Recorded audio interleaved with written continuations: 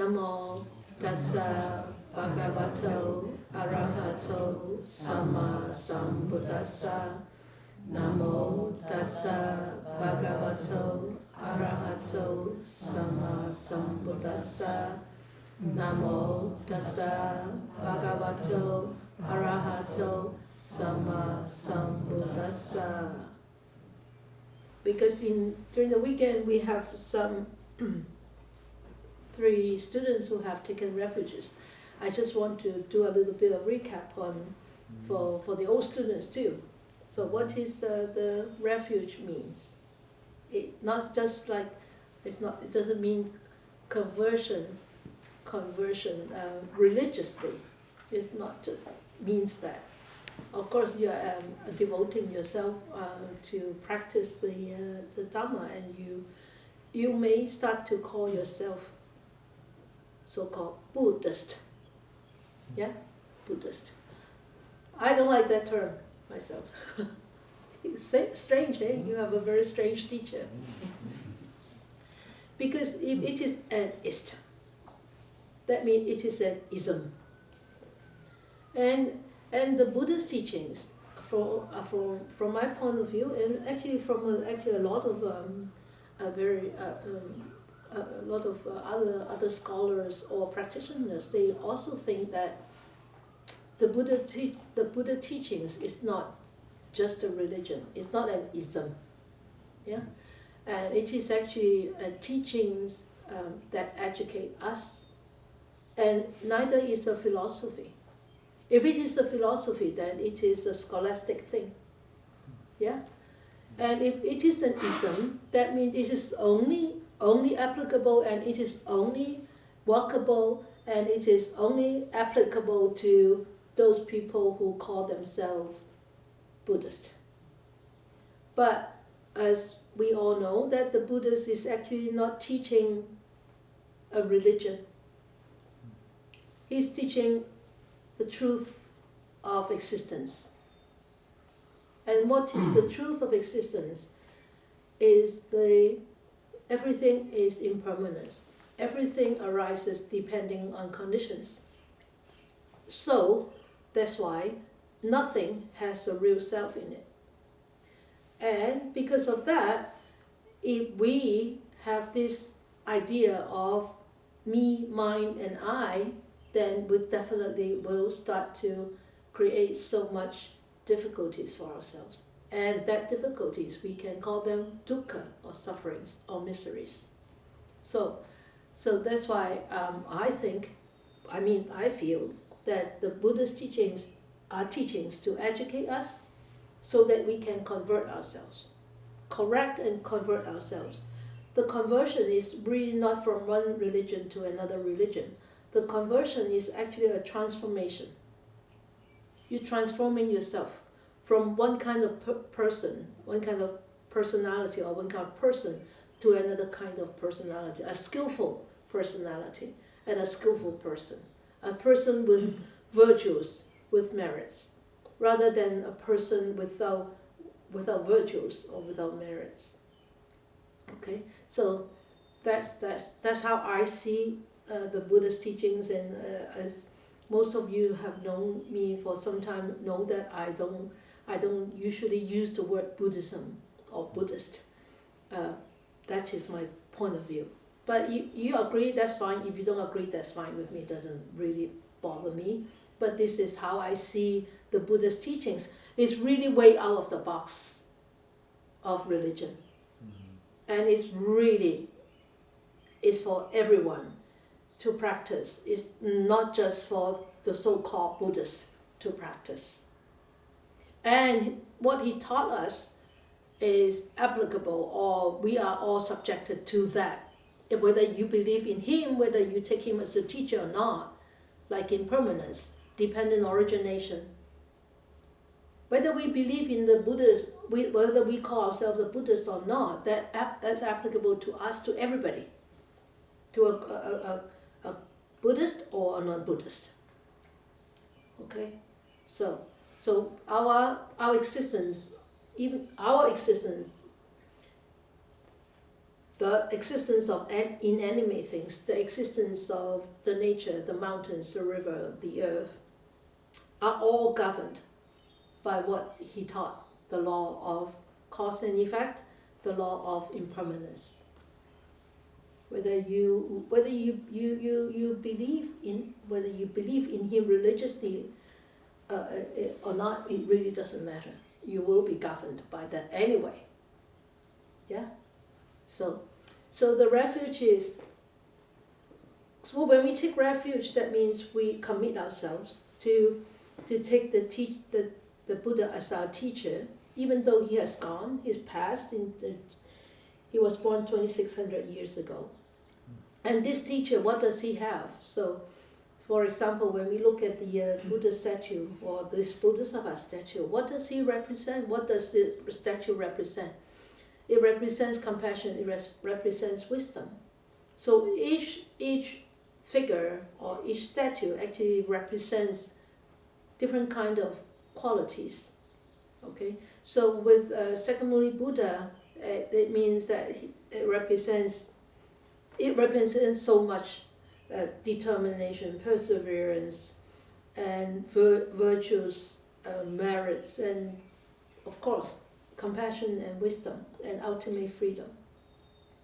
Okay, so the refuge in the Buddha, we look at our Buddha, we look at the teachers. Wow, I take him as my teacher. Then what should I do?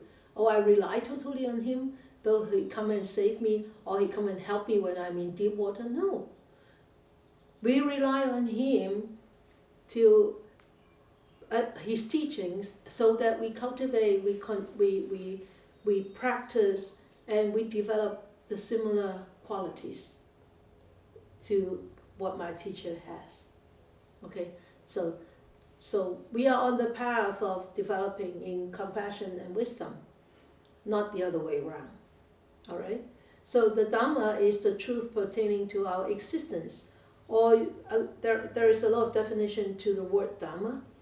So the one very important concept is the truth pertaining to our existence, or pertaining to existence of everything, of this whole universe. Not just the existence, is our own existence also in relationship to others, to the environment, to people, to things, to situation and whatnot. There's a whole list you can go on with this. So refuge in the Dhamma, that means I take confidence in the teachings, in these teachings, and I take confidence in this truth because I experienced that myself, and I know that my experience is really vividly true, and that's what the Buddha taught. So I verify my own experience with what the Buddha has taught, with teachings, and I thought, this is how he taught, and this is what I experienced. Now I believe in this.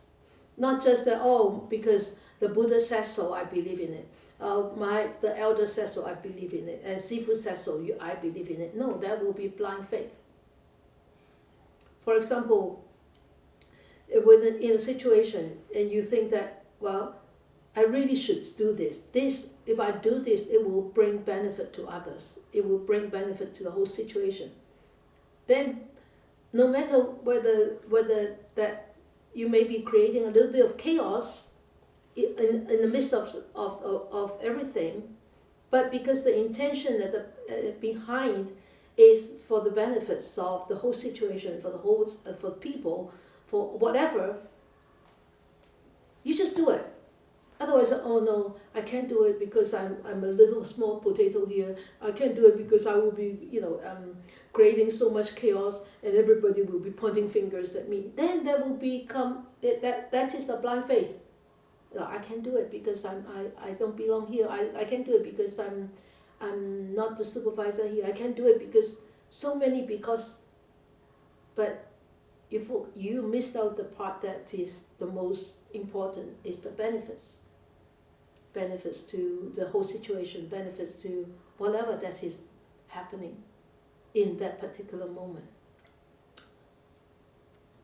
See? Yes, okay.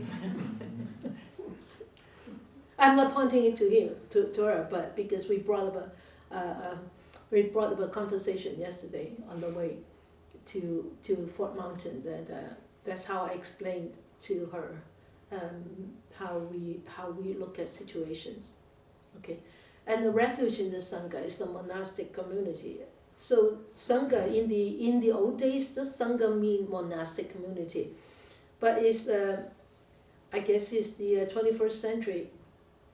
When Sangha, this term come to the West, people use it as just a community, not monastic community. So there is like lay people Sangha, meditative Sangha, meditation Sangha, and yes. What is a monastic community? Monastics. That means nuns and monks. Oh. Yeah, monastic community. Okay, nuns and monks. So that is called Sangha. Sangha, Sangha. Yeah. That word is a Pali word. It's an ancient Indian language, very ancient. And so sometimes I use that Pali language because it's better. It's easier to understand. If you put it into the English word sometimes cannot actually define that particular word. So I some of the words I tend to stick to the old terms. Right. Okay. Yeah. Okay. So Sangha, very strange. This word, when it arrives to the West, people start using it in so many different places, and so there is lay people Sangha and my Sangha, and all these lay people calling them their little community of friends all together call them a Sangha, but they really use the term wrongly. It's actually monastic community. It means monastic community. Okay? So refuge in the monastic community, that means because monastic community abiding their life with precepts, okay, with the monastic precepts, which you all know for the monks is how many precepts? 250. Yeah, for the nuns? 348. Yeah. Cheers. Why such the vast difference between men and women? Oh, well, men and women are vast difference. It seems like there's a lot more that women have to. I didn't realize. Well, that. no, in the old days, I think there is a lot of reason to do with in the old days, right? India, right? Women. Yeah, no, I. And also, it's a lot of them actually are protecting the women. Like, for example, one minor precept is you don't go alone, you don't go out alone anywhere. Okay. I knew that one. Okay. Yeah. You knew that one? I've done my best to read a bunch of them. But Oh, I see. They don't stick, right? Not all of them. Yeah. But so why would the woman not allowed to go anywhere on her own? Because in the old days, I mean, women are sort of minority in their tradition, and and so they always need to stick to their husband or the family. So that is it. So I remember when my sifu was still alive, we asked him this question. So what happened? Because I traveled so much. Even in the old days, I traveled in 90s when I first came here. I travel almost like twice a year back to Hong Kong to see my teacher. And I said, "Wow, Sifu, this is really I'm breaching the precept all the time." He said, "But you see, you are going into places that you know, you're very fond of. You know the places, then you won't end up in danger. You're not going into grottos, or you're not going into places that you never know, or going to places that you've never been, and you don't understand, and you don't speak the language, and you will be like you're putting yourself in a more delicate position. So he said, because you're coming back home to Hong Kong, which you know very well. You were brought up there, you grew up there, so you know. And then when you go back to Canada, you are now living in Canada, so you know Canada. And then after you land there, you're not going anywhere. You're heading home, so you're protected by your own self. So some of the precepts, I think they are really, because it's historical. Okay, yeah. But okay, the 3 refuges and the precept you all know. So the precepts is really, I want to put a reminder to you, is you just try your best to put the right efforts into. The precepts are really reminding you to put your efforts, the right kind of efforts, into the actions, whether it's bodily, whether it's verbal, or whether it's mental. And so it's helping us to to abstain and restrain ourselves. So abstain, you know what is abstaining means, right? You don't do it. You avoid doing it. Restraining is you control yourself. Okay, so these are 2 aspects of abiding by the precepts. So, for example, if that is if killing, for example, okay, then when would you breach a precept?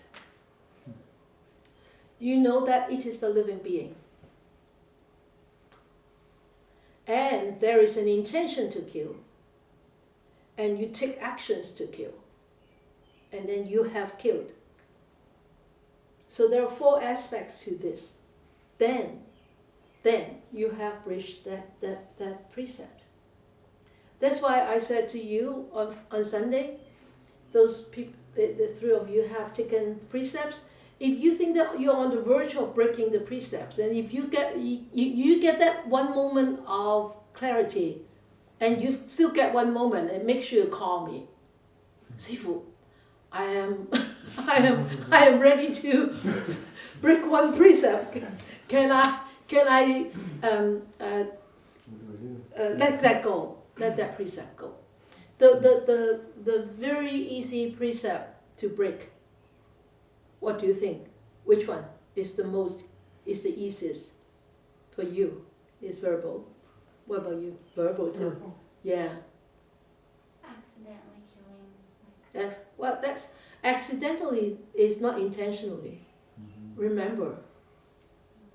If you probably haven't heard the story about the monk, the blind monk.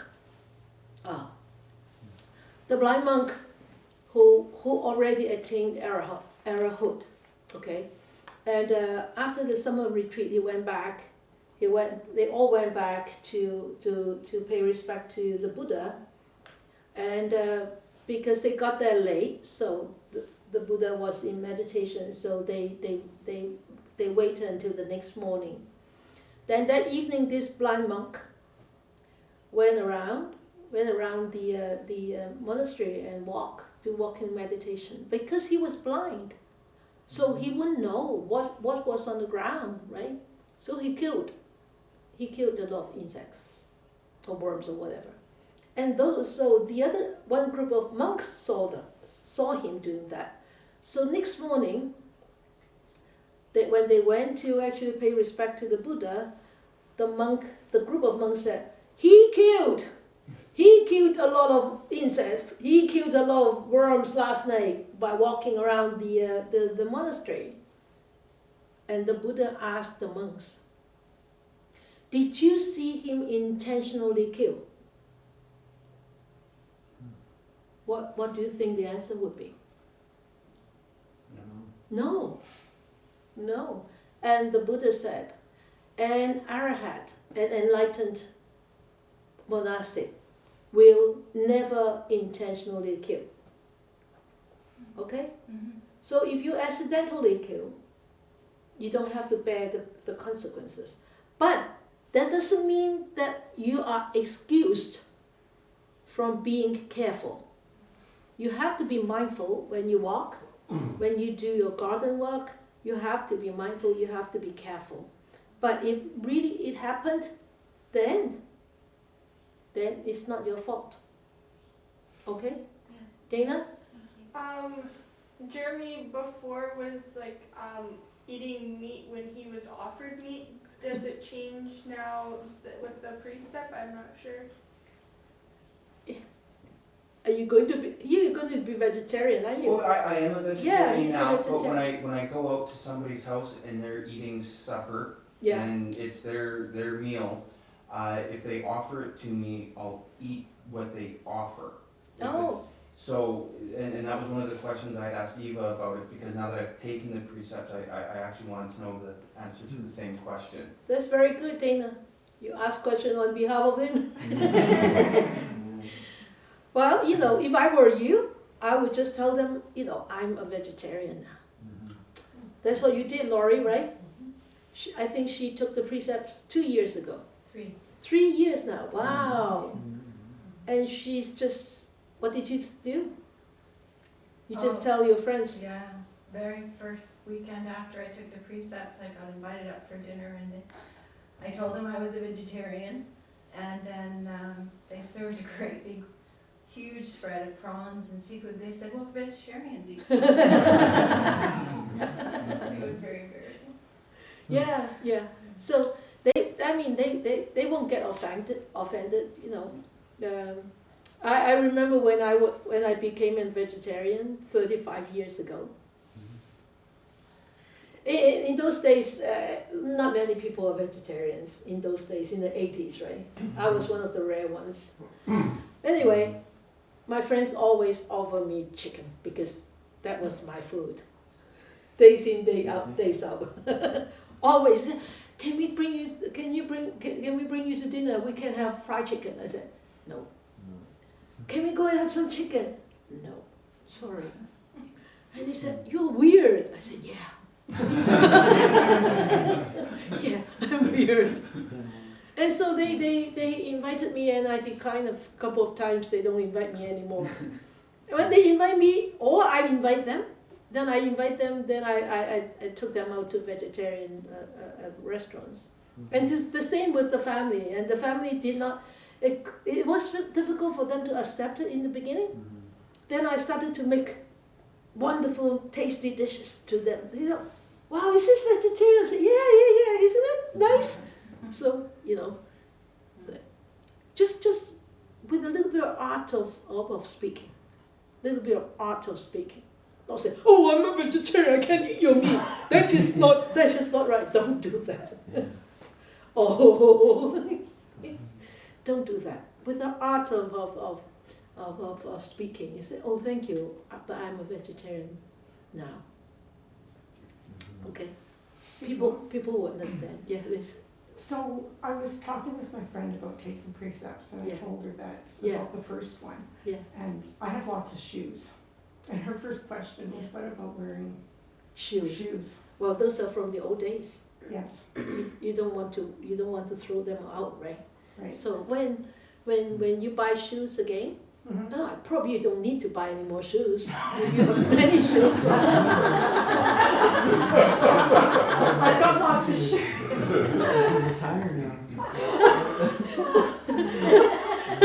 So you are hooked onto shoes? You like shoes? I'm attached to my shoes. Yes. No, you don't have to throw them out for the time being. You don't have to throw them out. But when you buy new shoes, be very mindful. Because it's difficult to find. Yeah, I know. But try to use those shoes which don't come from protected animals. Yes. That is very important, like crocodiles. Yes. Those. But sometimes shoes are very difficult, unavoidable. Okay. Yeah, and you just look at the shoes and say to the animal skins, I'm sorry. I will look after you very well. Okay. Sometimes you can do that. Yeah, it's difficult. Yeah. Okay. All right. So abiding, how would you abide is, the first is, you do not perform such actions yourself, and try to be mindful try to be mindful when you really have to buy shoes. Just buy one pair, don't buy two pairs. Okay? And then the second is, do not ask others to perform such actions for you. And the third is, do not rejoice in others' actions. I remember it was probably last year. We all of us went for a walk along the river, and people were fishing. Just across the shore, they were fishing. And I walked by, and they were standing there to watch. And they said, they caught a fish. I said, stop. Stop looking. Because why? When you say, oh, they caught a fish, that means there is some kind of excitement in the back of the mind. You may not necessarily rejoice in their catching a fish, but there is an excitement in the back of the mind. Why would you say, oh, they caught a fish, right? Why would you say such thing? I said, don't look. Walk away. So when I walk along the river, I always say when I see those fishermen, those people fish, oh, may you not catch a fish today. That's what I say. And so when I told them, don't watch, there were a couple there. And the man asked me, why did you say that? I said, well, do you really like having your head being banged onto the rocks? Do you like watching people banging your heads on the rocks? Because that's what they did, right? They caught a fish and they banged their head on the rock, and then they just slice it open, right? And he said, wow, I've never thought about that. He said, thank you. So, I don't know whether he will become a vegetarian, but at least he actually openly accepted that answer. So, with the abiding, is it just you're referring to like the precepts or like the precepts? And like with the story about the fish and stuff, like, is it like if someone's like being malicious with like an animal, or if it's just like, oh, they're eating it for the good of the family, if they're like hunting, or like they can't provide that resource unless they're doing that type of thing? That's different. Oh, okay. Okay, because like for example, in the old days in Tibet, they can't grow anything. They have nothing except animal skin and animal meat. So I mean, there is no such thing as called vegetarian. You have to become vegetarian. If you take up the Buddhist teachings, the Buddha did not force everybody to become vegetarian. But the Buddha taught that we need to develop compassion, because that is one very, very important quality that we need to develop. If you need to develop compassion, how can you develop compassion while you're taking others' life to sustain your own life? Right? So that is a dilemma. But being in Canada is also, we are actually fortunate. I always said when I first came here, in the 70s, when I first came here, I always saw frozen meat. Everything was frozen in those days. Only nowadays, when so many immigrants came, then the Caucasians started to learn how to pick up the fresh prawn, the fresh lobster from the tank, and then have it killed. In the old days, you remember, in the old days, you don't see those live things, right? So those frozen meats, is called a kind of pure, so like a, not really meat, but just meat. So because you didn't kill it yourself, and it was killed for everybody, just putting in there for you. So So that is the part. Okay. So this abiding actually applies to all precepts, including our 348 precepts. Okay. So you don't do it yourself, and you don't ask others to do it for you. For example, remember I talked about the watercress? The watercress along Lake Road, remember? So I don't go and pick those watercress myself. And I don't ask people to go and pick the watercress for me, right? If I would have known you live around the area, I would have told you, please go and pick those watercress for me. And I would rejoice if you really have picked. So that is how you should abide by the precepts. In the beginning, it might be difficult, but gradually you get used to it. It becomes natural. It comes naturally, okay. But I always say, if you are a vegetarian, make sure you are not creating chaos in the family. Not creating quarrels. Everybody is quarreling with each other because you're vegetarian. And that is for feeding the whole purpose. Okay? We want to bring harmony into family. Family is a mini community, right? We need to be harmonized, starting from our own family. If the family is not harmonized, how are we going to have a harmonious community, right? So we need to start working there, all right? If there are grudges, if there are negativities towards that, talk it out, figure it out. If it cannot be solved, see which way you can go, all right? Okay, yes, please. What about cooking meat or something for someone else? Like my husband said, how is it going to affect me? That's your family. You have to do it. It's your duties. But you can choose to buy what kind of meat, whatever. Because you cannot just force your husband to become vegetarian, right? Yeah, that's what he said. I mean, a lot of the students still cook for their families, but eventually the families will say, please, I don't need you to cook for me anymore. If I need to eat meat, I'll eat outside. Please, Mom, or please, Dad, you don't have to cook for me anymore. Because I don't feel good. Yeah. Cooking it? Yeah, but you have to. It's a part of your housewife duty.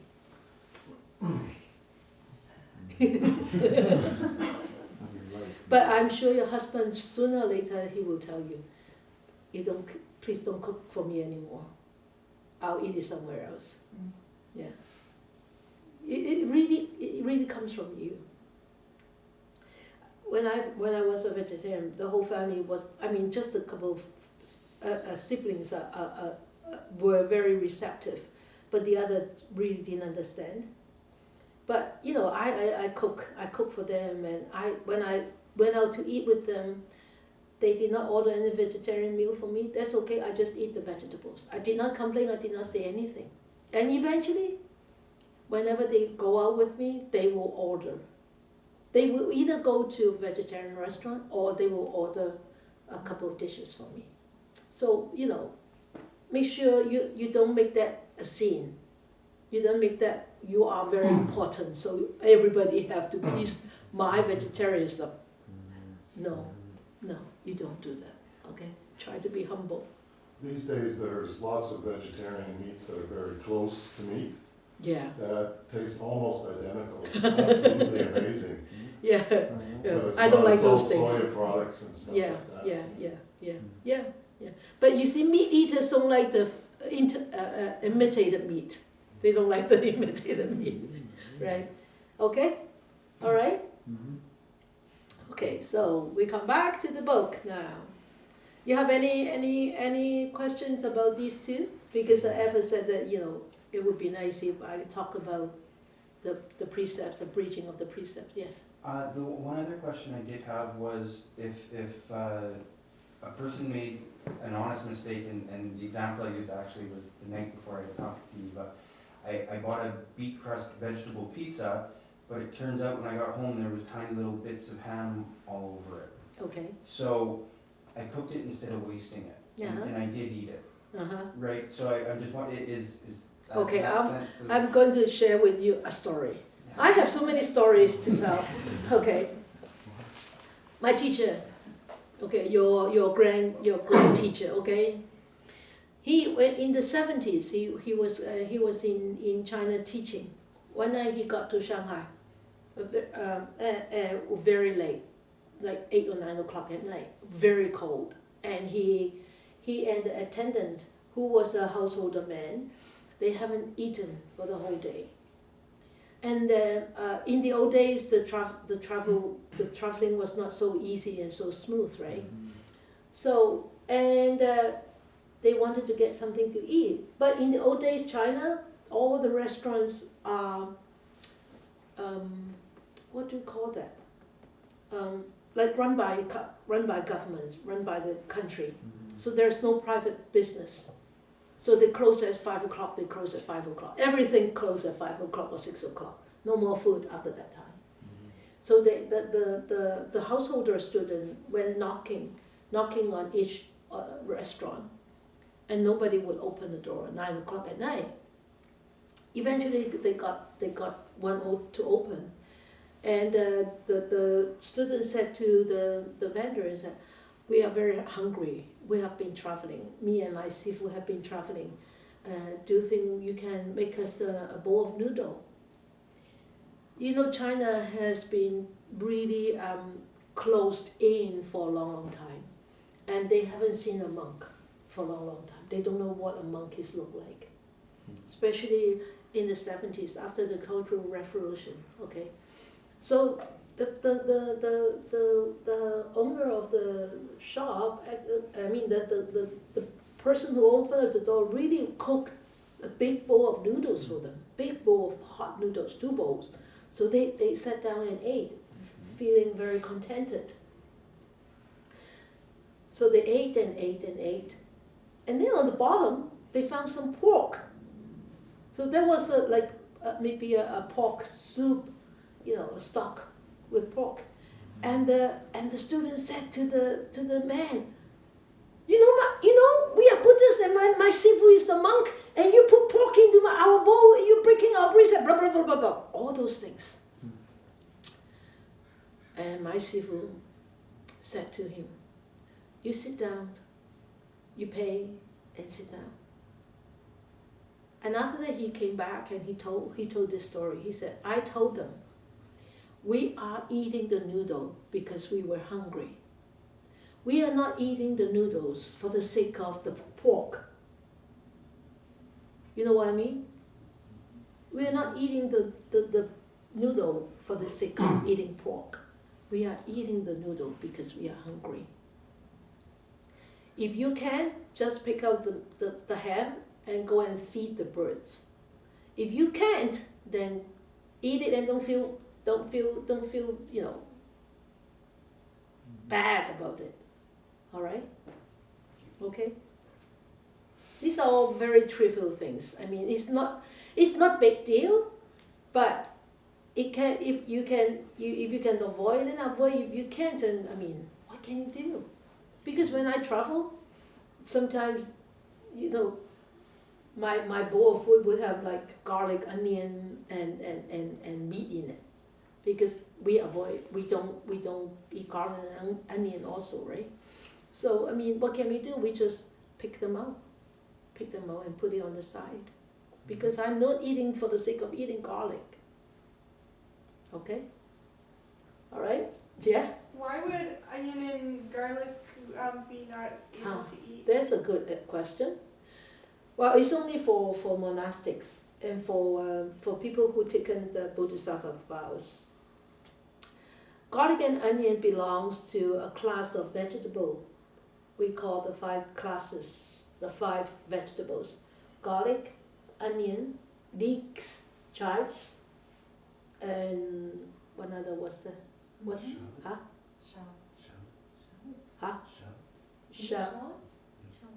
shallots?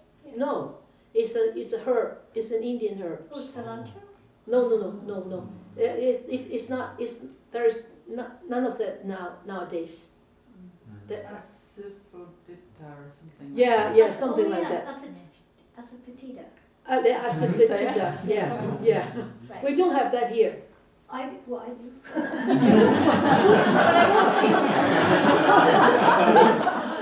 oh, really? It comes in a dry powder. I've never seen it. Yeah, I didn't know it was in that category. Why? Because these things, when eaten raw,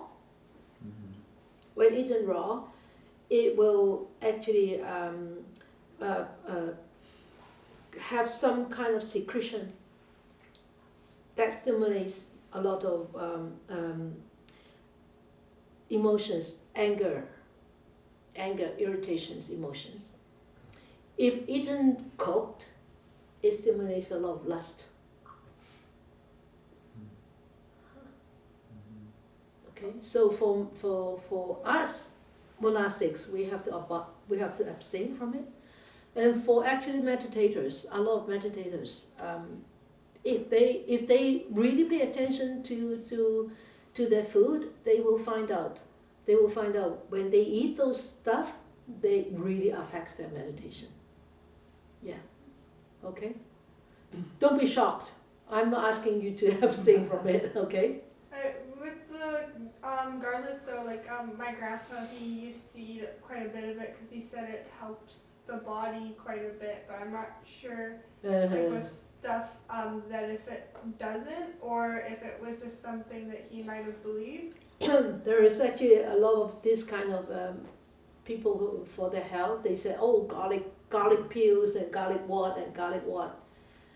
Yes, garlic could be very useful, but you see, when we are actually walking on the path of teachings by the Buddha, we are not just paying attention to the well-being of the body.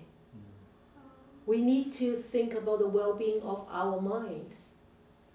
That is, the well-being of the mind is actually way more important than the well-being of the body, because this body is finite. The body will eventually is gone, right? But the mind is going to continue into the future.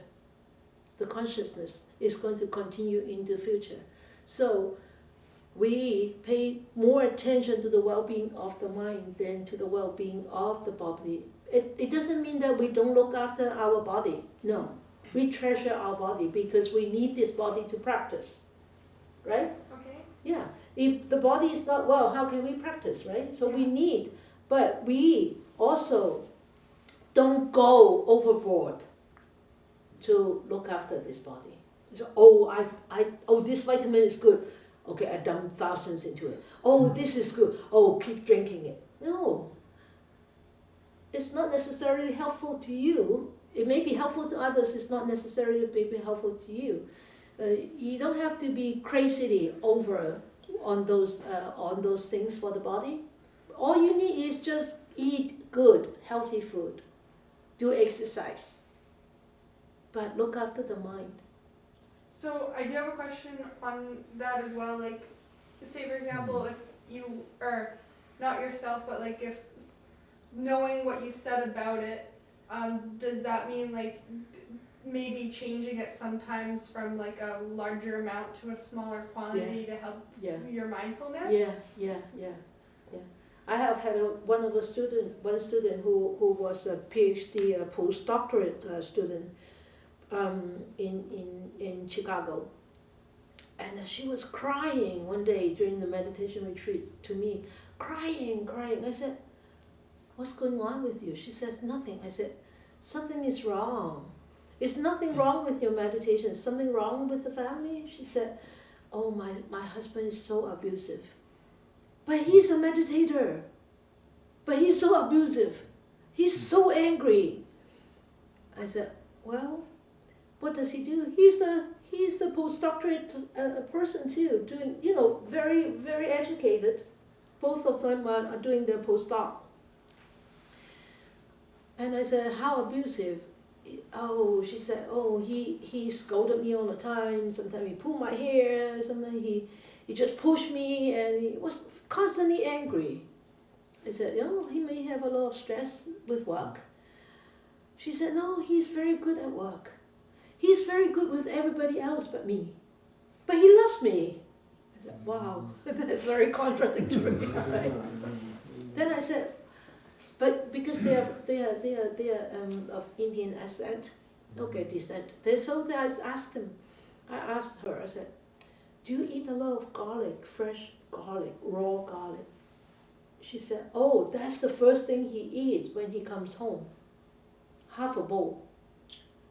Raw, fresh garlic. I said, wow, that's a lot. I said, then you cook with garlic and leeks? She said, yes, a lot. I said, well, you try. You try cut down on that garlic, especially the raw one. Cut it down and see what happens. 3 months. Give it 3 months and try. And cut down on your cooking too. 3 months later, she actually emailed me, less than 3 months. She said, he was so much better after cutting down the garlic, because she went home and told him that I suggested this. And he didn't know me, but he tried. And eventually, after a year, they cut down completely all the garlic, and his temperament just totally settled. So food can affect our mindset. Okay, the stability of the mind. Yeah. So I know with like a lot of like carbohydrates with foods, it's like making the brain not function. But I didn't even think with vegetables that it can affect that well too. Cause in a different way. Yeah, definitely. Okay. Yeah. All right. Okay. So you still want to go on? Or you want to go into a discussion? Because only 10 minutes. Okay. Maybe I can. Let's see. Let's see how many. All right. We can start. In the Buddha's words. So this is the book. Anybody has the book? You have the book with the cover? Okay, show. Oh, there, yeah, that's the book. So we are studying this book. And if you would like to buy one, have a physical copy, you can buy one. And we're going to study this. And I think for this year, I probably will be able to do a couple of chapters over a few months, couple of chapters. And this book, I told you, is compiled, put together by Bhikkhu Bodhi. And the first chapter is talking about human conditions. And in this chapter, the first thing, I wanted to show you this first. So you remember him, right? This little guy. The Buddha, the prince, the baby Buddha. So you saw him on Sunday. You saw him with a finger pointing up. And one finger, the left finger pointing down. When he was born, he said, I am the highest in the world. I am the foremost in this world. I am the best in this world. And this is the last birth. There is no further becoming here. That means there is no more birth. When he was born, he took 7 steps, and he said such thing. And you would think, wow, he is very arrogant, eh? He's so proud. I am the highest in this world. I'm the foremost in this world. I'm the best in this world. We can let the last 2 sentences be. But the first 3, you say, wow, so proud, so much pride in him. No, he doesn't mean that. What he means is actually is wonderful depiction of him in the Anguttara Nikaya, which is the first. This page on this book. This page on this book. There's no page in here, no page number in here, but I put it in here. He said, tamed. He is supreme among those who tame, or who are tamed. At peace, he is the sage among those who bring peace. freed, he is the chief of those who set free. Delivered, he is the best of those who deliver. Why would he say so? This Anguttara Nikaya is one of the oldest canons being compiled, and a lot of the teachings in here come from this Nikaya and also some Yutta Nikaya. So what he meant by here is actually nobody in this world, no teachings in this world can surpass this teaching that he taught. Because he talked about impermanence. That is the highest teaching. Is there any higher teaching than impermanence? Is there? No.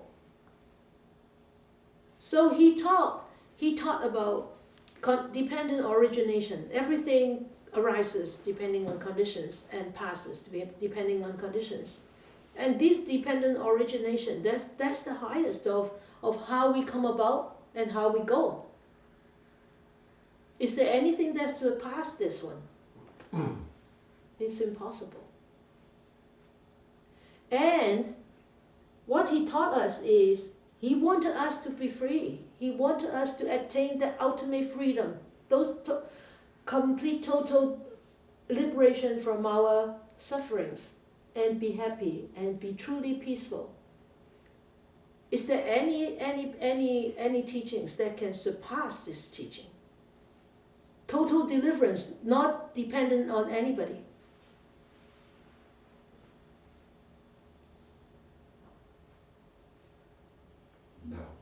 No. Yes, really, no. That's what it meant.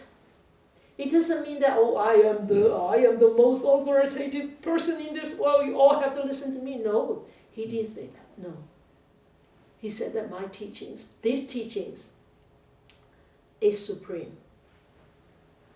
Because there's nothing more supreme than this one. There's nothing more than the truth. Exactly. There's nothing more than the truth. Right? So that's why. So I think this explains all about how the Buddha actually looked at his teaching, and that's why in the beginning of this session I said the teachings is for all. It's not just for a group of people who call themselves Buddhist. If it is just for a group of people who call themselves Buddhists, we really underestimate the teachings of the Buddha. Really belittle it, right? And we shouldn't. Okay, but it takes time, and the Buddhas once said, my teachings is not for those people who have no connection with me. So if somebody has no connection with the Buddha, even though he encountered the teachings, he won't take confidence in it. I have seen so many people, coming into here, going, coming, going, and they eventually left because they did not have that solid, grounded connection with the teachings of the Buddha. And how would they find confidence to practice? Is Buddha connected with the idea or concept of God, or No. Oh, okay. No. There is no concept of God in the Buddha's teachings. No. When Buddha says I am everything, or He doesn't say that. Or there was something about him saying that he's nothing because His nothingness. No. Okay. That he is nothing doesn't mean he's nothing. Sorry. It's long. The nothingness doesn't mean that he's nothing. It's a very deep concept. Don't go there. Okay. Don't go there. I read out the Heart Sutra quite often, so that's what she's when it When you have time, go online, go on YouTube, listen to my Heart Sutra teachings. You will be even more confused.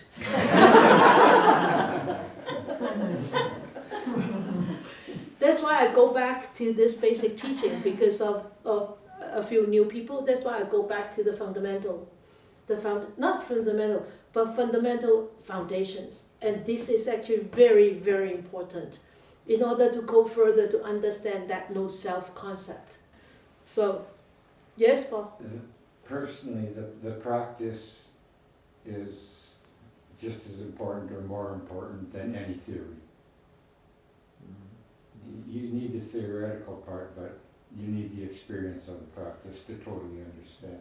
Yeah, when you practice long enough, then you will have to start to go into the theory, to really start to understand what you're going through with your experience.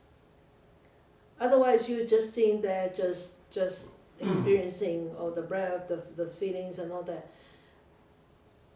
You won't go deep enough.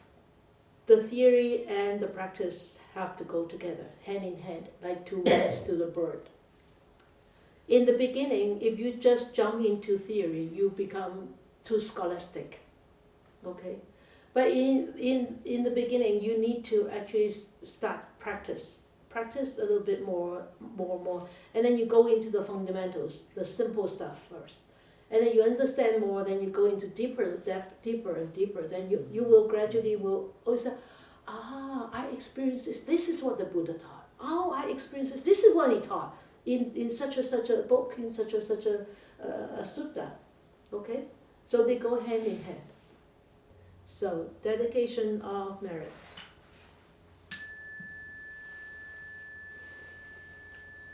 So let us do it all together. May these blessings extend to all, that we with all the other living beings together will attain the Buddha way. May all beings, visible, invisible, human, non-human, big or small, far or near, may they be free of enmity, free of miseries. May they start to live in the world with brightness, warmth, and experience compassionate love, and be peaceful and happy. May we wish more and more people will encounter the words of the Buddha, study them, practice them, help themselves to liberate themselves from their own entanglements and attain this ultimate freedom and happiness.